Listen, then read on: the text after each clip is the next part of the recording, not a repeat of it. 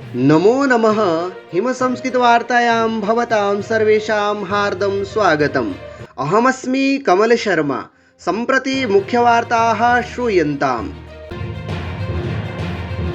Armenia गणराज्यस्य संसदीयप्रतिनिधिमण्डलम् Armenia देशस्य राष्ट्रपतिसभायाः अध्यक्षस्य Allen सिमोन्यासस्य नेतृत्वे राष्ट्रपतिभवने राष्ट्रपति द्रौपदी मुर्मुः इत्यनया सह मिलितवान्।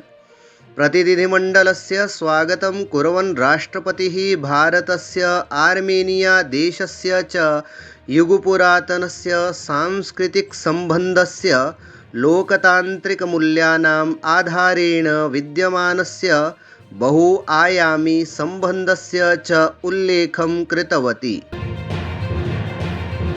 तबलावादकस्य जाकिर हुसैनस्य निधने राष्ट्रपतिः, उपराष्ट्रपतिः, प्रधानमन्त्री च शोकं प्रकटितवन्तः। प्रधानमन्त्रिणा उक्तं यत् जाकिर हुसैनः भारतीयशास्त्रीयसङ्गीतस्य जगति क्रान्तिं कृतवान्। गोविन्दसागरसरोवरे जलान्तरकन्दरायाः निर्माणं हिमाचलप्रदेशस्य विलासपुरनगरं चतुर्मार्गेण सम्बद्धं कर्तुं विचार्यते। लुहुणुतः चतुष्पङ्क्तिराजमार्गपर्यन्तं कन्दरायाः निर्माणं भविष्यति। यदि योजना साकारं भवति तर्हि न केवलं विलासपुरनगरस्य जीवनरेखा सिद्धा भविष्यति, अपि तु सरोवरस्य अन्तः निर्मितः देशे प्रथमः एतादृशः सेतुः अपि भविष्यति। हिमाचलसर्वकारस्य 25-तमस्य वर्षस्य शासकीयतिथिपत्रं प्रकाशितं।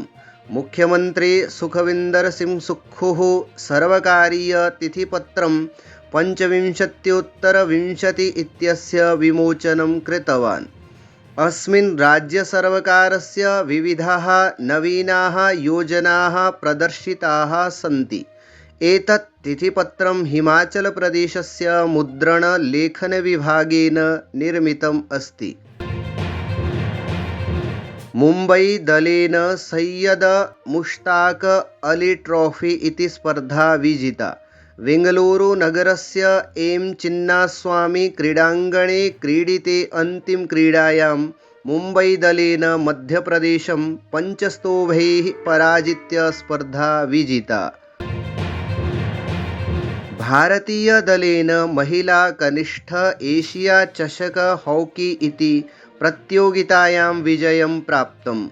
ओमानस्य राजधानी मस्कट् नगरे अन्तिमक्रीडायां भारतेन चीनदेशं 3-2 इति अङ्कैः पराजितम्।